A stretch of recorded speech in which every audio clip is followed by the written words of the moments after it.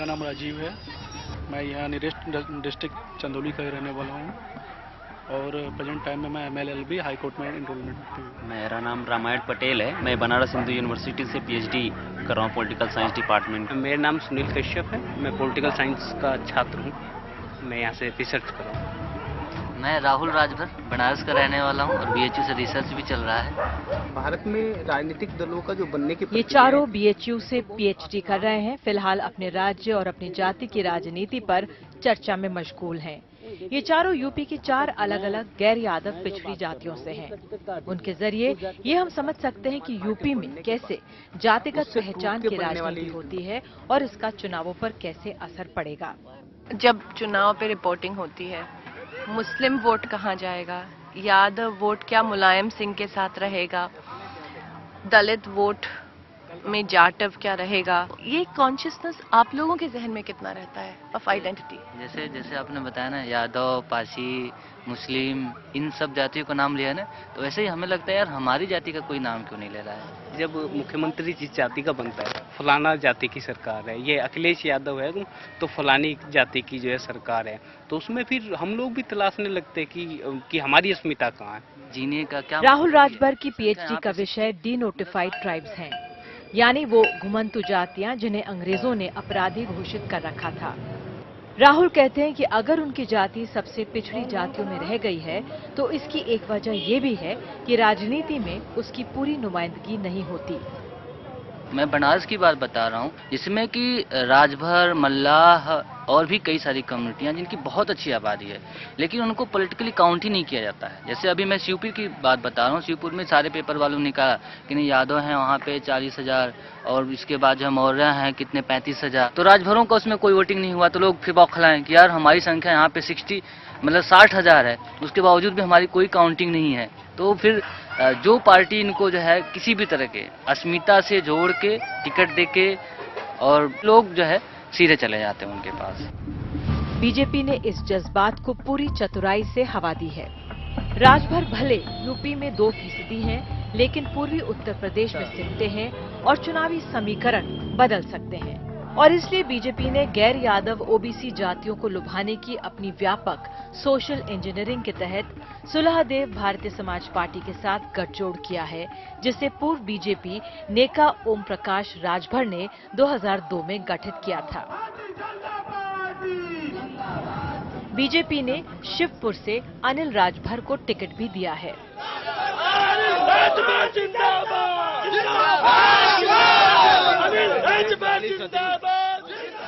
दुनिया चांद और सितारों पर बसने की बात कर रही है और राजभर जैसे तमाम जो अति पिछड़ी जातियां हैं, मोस्ट बैकवर्ड हैं, वो आज भी रोटी, कपड़ा और मकान के लिए तरस रहे हैं। तो मोदी जी ने कहा कि सबका साथ सबका विकास, हम सबको लेकर चलना चाहते हैं। अनिल के मुकाबले में है BSP के वीरेंद्र सिंह, जो कांग्रेस के पूर्व मंत्री हैं, जो राजभर समुदाय में लोकप्रिय हैं।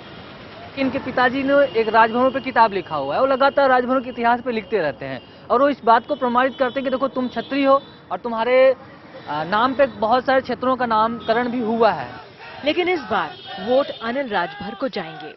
तमाम सारे ऐसे राजभर हैं जो कि घोर विरोधी हैं भाजपा के, लेकिन चूंकि अनिल राजभर को वोट मिला है, टिकट मिला है, इसलिए वो भी जो है पूरा का पूरा अनिल राजभर को सपोर्ट करेंगे। यहाँ तक कि बसपा के जो लीडर हैं वो भी अपना बीमार होने का बहाना बना के जो है बंद हो गए हैं कि नहीं, हम अनिल राजभर के खिलाफ प्रचार कर नहीं जाएंगे। इस राजनीतिक घुसपैठ में बीजेपी हिंदुत्व का भी इस्तेमाल कर रही है। ऐतिहासिक किरदारों को अपने साथ जोड़ने की अपनी जानी पहचानी रणनीति का इस्तेमाल करते हुए इस बार 11वीं सदी के राजा सुहलदेव हैं, जिन पर राजभर और पासी दोनों समुदाय अपना दावा करते हैं। फरवरी 2016 में अमित शाह ने सुहलदेव की ऐसी ही मूर्ति का अनावरण बहराइच में किया था और इस राजा के नाम पर बीजेपी सरकार ने एक सुपरफास्ट ट्रेन भी चला दी। महाराजा सुहेलदेव के इतिहास को जो है भाजपा ने क्लास 8 के सिलेबस में डलवा दिया। फिर उसके बाद जो है ये लोगों के बीच इस बात का एहसास कराना शुरू कर दिए हैं कि नहीं, महाराजा सुहेलदेव जो हैं इनके इतिहास को ये भाजपा ही है, ये RSS ही है जो लोगों के सामने ला रही है। उसका मुंह तोड़ जवाब दिया और BSC। राजा सुहेलदेव को बीजेपी ने इसलिए भी चुना है क्योंकि वो उनके एजेंडे से मेल खाते हैं। आखिर वो ऐसे हिंदू राजा की तरह पेश किए जा रहे हैं जिसने मोहम्मद गजनी के भतीजे मुस्लिम हमलावर सलार मसूद या गाजी मियां की सेना का सफलतापूर्वक सामना किया था। इनको भी अचानक लग रहा है कि नहीं, हमें भी हिंदूवादी संगठनों ने बड़ा महत्व देना शुरू कर दिया है। अमित शाह भी ने जो है पूरे मन से बताया कि महाराजा सुहेलदेव की 5000 की सेना जो है मुगलों के, मुसलमानों के 5 लाख सेनाओं को मारा। तो अब लोगों को लगता है कि यार हम तो बहुत ऐतिहासिक रूप से महाराजा सुहेलदेव हमारे जो मुसलमानों के खिलाफ लड़े, तो उनको भी लगता है कि हमें भी मुसलमानों के खिलाफ होना चाहिए। इसलिए लोगों का ऑटोमेटिक जो माइंड सेटअप बन गया कि नहीं, हम भाजपा के साथ रहेंगे, और जबकि इनका इतिहास ऐसा कुछ है ही नहीं। इतिहास ही नहीं, लोकप्रिय संस्कृति भी इस कहानी के बीजेपी आरएसएस वर्जन को सही नहीं ठहराती। बहराइच में गाजी मियां की दरगाह पर हिंदू मुसलमान दोनों जाते हैं और शाहिद अमीन जैसे इतिहासकार उस स्थानीय किस्से की ओर ध्यान खींचते हैं जिसमें गाजी मियां को गौरक्षक माना जाता है। लेकिन राहुल राजभर की साफ राय है कि बीजेपी को सुहेलदेव के इस्तेमाल के फायदे मिल रहे हैं। साहब जो हमेशा यहाँ पे जो है पीला झंडा लगता था, राजभरों की पार्टी है ओम प्रकाश राजभर की, तो उनके भी झंडे का निशान पीला है। महाराजा सुहेलदेव की पगड़ी भी जो होती थी वो पीला हुआ करती थी। लेकिन इधर जब से ओम प्रकाश राजभर की पार्टी का गठबंधन हुआ है आपके भाजपा से, और अनिल राजभर को जो टिकट मिला हुआ है भाजपा से, उसके बाद जो है ये झंडे का कलर भी बदल गया है। सारनाथ के पास के गांव में राहुल राजभर हमें दिखाने ले जाते हैं कि उनकी जाति कितनी गरीब है। अनिल राजभर हमारा 2012 में समाजवादी पार्टी ने ओबीसी की 19 उपजातियों को एससी में शामिल करने का वादा किया था। राजभर भी उसमें से एक थे, लेकिन ये ज्यादा चला नहीं। राहुल ने भारशिव नागवंशी राजभर नाम का एक संगठन बनाया है। इनका एक एजेंडा अपने लिए आरक्षण की मांग है और दूसरा एजेंडा देश भर में चल रहे पिछड़ी जातियों के आंदोलन से जुड़ना है। वो एक पुराने बीएसपी परिवार से आते हैं। उनके पिता ने कांशीराम के साथ काम किया, जिसकी वजह से वो बीजेपी की राजनीति को नकारते हैं। उन्होंने बीजेपी में शामिल होने की पेशकश भी ठुकरा दी। फिर भी इस बार वो अपने परिवार और गांव के साथ बीजेपी को वोट देंगे, क्योंकि इसने एक राजभर को टिकट दिया है।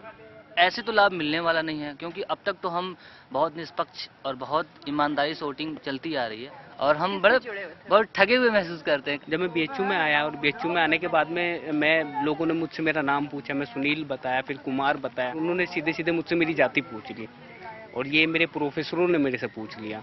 तो फिर उसके बाद मुझे लगा कि जब इतने बड़े लेवल पे आके प्रोफेसर भी मुझसे मेरी जाति पूछ सकता है, तो ये कह के बात करते कि अरे मल्ला जो है, मल्ला कहाँ इतने पढ़े लिखे होते हैं, मल्ला कहाँ इतनी सारी चीजें समझ सकते हैं, ये राजनीति में मल्ला भी नहीं आ सकते।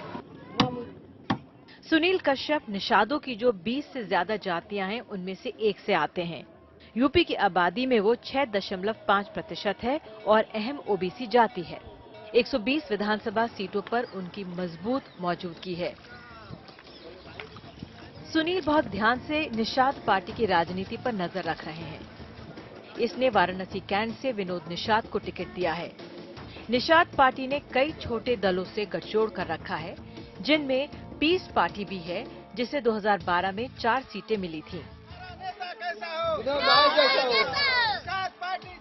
वो गरीब है, समाज को खाना नहीं मिल रहा है, तो भोजन वाली थाली का वो देकर हम लोग खाना खिलाने का, फिर उसके बाद काम करने का काम करेंगे। और ना हम लोगों ने ऑप्शन रखा था तो वो नहीं मिला हम लोगों को। विनोद रानीपुर मोहल्ले में प्रचार कर रहे हैं, जहां 7000 से ज्यादा निषाद परिवार हैं। उन्हें उम्मीद है कि जाति का भाईचारा काम आएगा।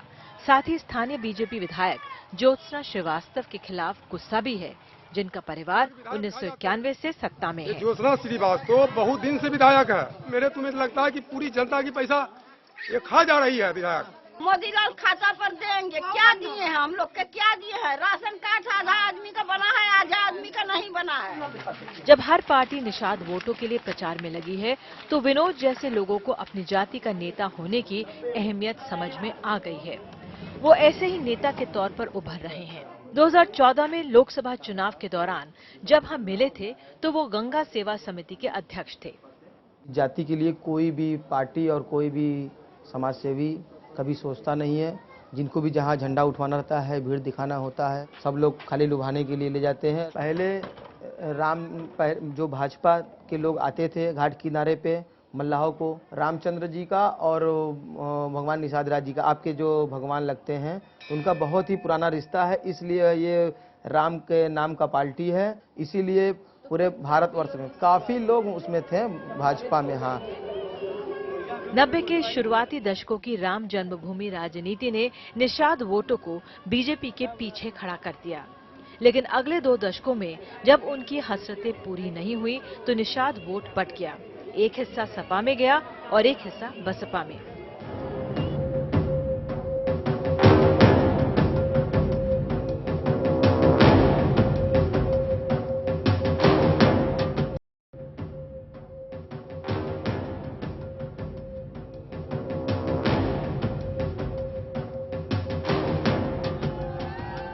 बीजेपी अपनी जमीन हासिल करने की कोशिश कर रही है। 2014 में नरेंद्र मोदी ने बनारस से पर्चा भरने के लिए एक निषाद को ही चुना। 2014 में निषादों ने बीजेपी को वोट किया, लेकिन 2 साल के भीतर बनारस जैसी जगहों पर निषाद वोट फिर अनिश्चित हो चुका है। मल्लाओं में कई स्थानीय मुद्दों को लेकर नाराजगी है, जैसे दशाश्वमेध घाट पर प्रस्तावित जेटी को लेकर, जहां से लोग मशहूर गंगा आरती देख सकते हैं। वास्तविकता अगर आप जानना चाहती है तो जेटी हमारे जो एंटी लोग हैं उनकी एक सोची समझी चाल है। जानबूझ करके हम लोग के रोजी रोटी को मारने के लिए कुछ विशेष लोग जो दशाश्वमेध घाट पर रहते हैं, जो कि वहाँ के लोग बोलते हैं कि जब हम गंगा आरती करते हैं तो सामने नावें आ जाती है और हमारी आरती जो गंगा जी की नहीं होती है, नावों की आरती होती है। जबकि अगर आप सच्चाई को जान ले तो उनकी आरती आप जाके देखें तो वो कोई पर्टिकुलर एक प्लेस में तो आरती करते ही नहीं है। झूठी बातें उन लोग से कह के हम लोग के रोजी रोटी पर वो लोग अपना पेट मारना चाहते हैं। घाट पर बैठे लोग जो तुच्छ लोग हैं, बहुत ज्यादा नहीं है, हम लोग ही इस जेटी को लगने नहीं देंगे। जब हमारी निषाद पार्टी इकट्ठा हो जाएगा तब तो हमको लगता है प्रधानमंत्री जी का गद्दी भी एकदम डगमगाने लगेगा। विनोद को उम्मीद है कि गुस्सा और असंतोष निषादों को उनकी पार्टी से जोड़ेगा। वैसे निषादों के एक न हो पाने की एक वजह उनके अंदरूनी टकराव में भी है। इस सवाल पर कि निषाद राज जयंती समारोह पर किसका नियंत्रण हो। निषाद राज में एक जयंती होता है, उन्होंने 2 जयंती कर दिया, इसलिए निषाद राज रोज अलग हो गए। निषाद मंदिर की बात कर रही है, फूलन देवी की आप बात करेंगे, तमाम लोगों की जो जिनको वो तमाम लोग अपने आइकॉन मानते हैं। दरअसल क्या है कि जब आप इन चुनाव के एजेंडे देखते हैं, विकास के एजेंडे, इनके जमीनों के जो नदी किनारे पट्टे होते थे वो सबके सब बंद कर दिए। बालू खनन होता था वो बंद हो गया, इनमें बड़े बड़े मंत्री लिप्त रहते हैं। आज इनके रोजगार के सवालों पे बात कहाँ हो रही है। विचारधारा का महत्व एक तरह से नगण्य है। लोग जो है ना, अब एक तरह से नेता कम रह गए हैं, पॉलिटिकल मैनेजर ज्यादा हैं। रामायण पटेल मुख्यधारा के दोनों दलों के आलोचक हैं, साथ ही हाल में बनी पिछड़ी जातियों वाली पार्टियों के भी। लेकिन वो मानते हैं कि चुनाव का जायजा लेने के लिए वो भी पहले जाति गिनते हैं। उन्होंने भी अपनी पीएचडी के लिए एक पटेल नेता को चुना है। मैंने सरदार पटेल का जो दृष्टांत आपको सुनाया। राज्य की आबादी में 9% और ओबीसी में 24% कुर्मी संख्या के लिहाज से यादवों से पीछे हैं, जो ओबीसी का 40% है। लेकिन यादवों की तरह उनके पास भी जमीन है, पैसे हैं और उनका दबदबा भी है। ज्यादा बड़ी राजनीतिक हैसियत हासिल करने के लिए राजनीतिक दल इनके वोटों पर दावा करती रही हैं। कि पटेल जो है ना, बीएसपी मूवमेंट का बेस था, जनता दल का भी बेस था पटेल। और इस समय भी जो ना हिंदुत्व का मूवमेंट भी हुआ तो लवकुश का नाम देकर पटेल को उसमें भी खींचा गया। लोकसभा चुनावों से पहले बीजेपी ने अनुप्रिया पटेल के अपना दल के साथ तालमेल करने में देरी नहीं की, फिर उसे सरकार में मंत्री तक बनाया। बनारस में अनुप्रिया पटेल और उनकी मां कृष्णा के बीच की दरार ने पार्टी को 2 फाड़ कर दिया। अपना दल का अलग तालमेल है, लेकिन जमीन पर अनुप्रिया का दबदबा है। बनारस की सेवापुरी सीट से चुनाव लड़ रहे अपना दल के उम्मीदवार नील रतन पटेल कहते हैं कि वो इलाके में सपा के प्रमुख पटेल नेता सुरेंद्र पाल से सत्ता छीन लेंगे, क्योंकि पटेल अनुप्रिया और प्रधानमंत्री मोदी के साथ है। पूरा अपना दल का कारवां बहुत तेजी से आगे बढ़ रहा है।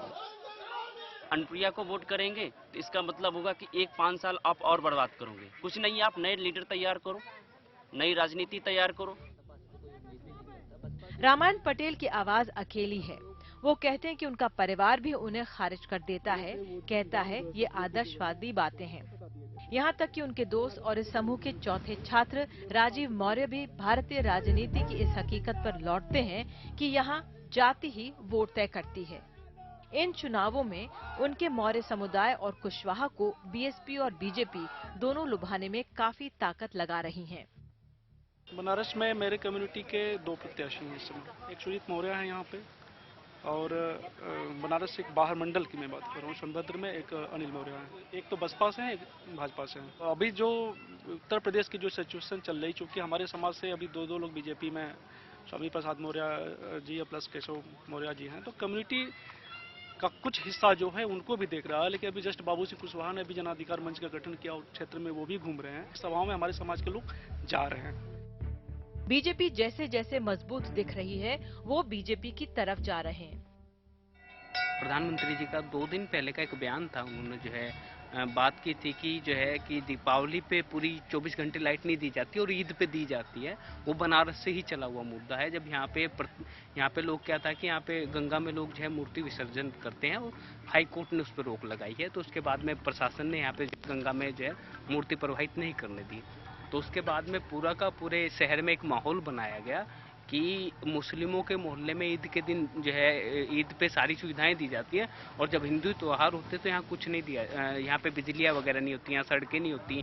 तो ये पूरा का पूरा मुद्दा बनारस से ही प्रधानमंत्री जी ने उठाया, हमारे देश के प्रधानमंत्री, और ये हिंदू मुस्लिम करने के लिए उन्होंने उठाया। मैं एक बात बता रहा हूँ, ठीक है आप बोल रहे हो ना धर्म के आधार पर लोग वोटिंग कर रहे हैं, तो अभी जिस जाति के व्यक्ति को यहाँ पे वोटिंग दिया गया टिकट, और मैं बता रहा हूँ कि अभी उसका टिकट काट दीजिए, आप उस जाति का टिकट काट दीजिए, मैं दावे के साथ कह रहा हूँ कि उस व्यक्ति का, उस बिरादरी का आदमी उसको एक भी वोटिंग नहीं करेगा।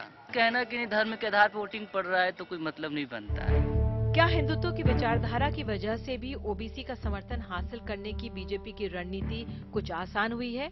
हम ये पूछते हैं। सांप्रदायिक राजनीति साफ तौर पर राजनीतिक फायदा पहुंचाती है, मगर यहाँ ये भी है। तो हम तो बाबा साहब के रिलेशन ऑफ कास्ट को ज्यादा पसंद करते हैं। हम तो जाति तोड़ने में ज्यादा विश्वास करते हैं, क्योंकि हम तो जाति के सबसे निचले पायदान पे हैं। हमें तोड़ने में तो हमें ज्यादा चोट भी नहीं लगेगी, लेकिन क्या होता है कि हमें जाति तोड़ने नहीं दी जाती।